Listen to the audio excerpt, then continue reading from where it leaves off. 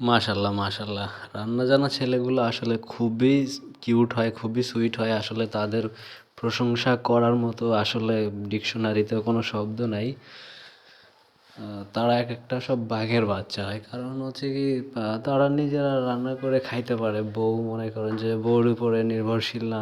বউ আ চলে গেল কোথায়, বাপের বাড়ি গেল কিনা সেদিকেও তার প্যারা নেই। কজ সে রান্না করে খাইতে পারে, কোনো ব্যাপার না। তো রান্না করা ছেলেগুলা আসলে একেকটা বাঘের বাচ্চা।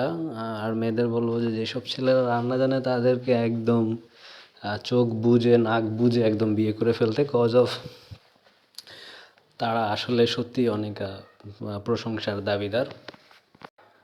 আর বিশেষ করে বাংলাদেশে যেসব ছেলেরা মেসে বড় হইছে, কলেজের মেসে, চাকরির বিভিন্ন ম্যাচে থেকে যারা অভ্যস্ত, তাদের আসলে তাদের আসলে মেয়েরা একদম ১০০-র ভিতরে ১৫০% শিওর হয়ে বিয়ে করতে পারবে। কজ অফ তাদেরকে তোমরা যাই রান্না করে দিবা সে সেটাই খাবে।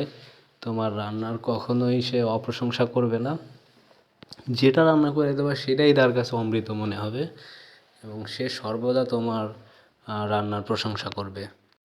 আর হচ্ছে যেসব ছেলেরা মেসে বড় হইছে, বাইরে বড় হইছে, হ্যাঁ, তো তাদেরকে তারা যদি আসলে বলে রান্না পারে না, তো এটা হচ্ছে একদম এক ধরনের ডাহা মিথ্যা কথা। কারণ তারা সবাই রান্না পারে, হ্যাঁ। আসলে কাজ করার ভয়ে আসলে রান্নার কাছে যায় না।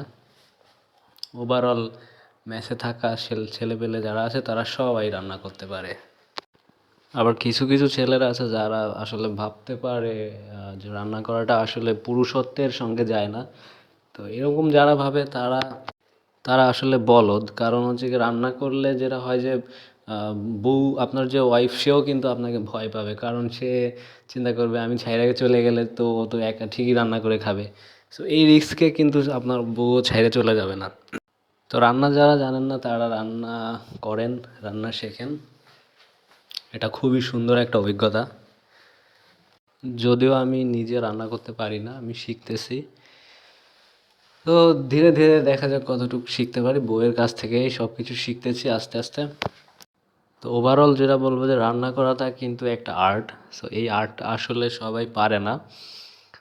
অ্যান্ড কী বলবো, মানে এটা একটা ট্রিমেন্ডাস একটা ব্যাপার স্যাপার রান্না করাটা। তো যারা আসলে রান্না করতে পারেন না তারা একটা দারুণ অভিজ্ঞতা থেকে আসলে বঞ্চিত। তো রান্না করবেন, রান্না করে নিজে খাবেন এবং কেউ প্রশংসা করুক না করুক, নিজে নিজে নিজের প্রশংসা করবেন প্রচুর রান্না করার পর।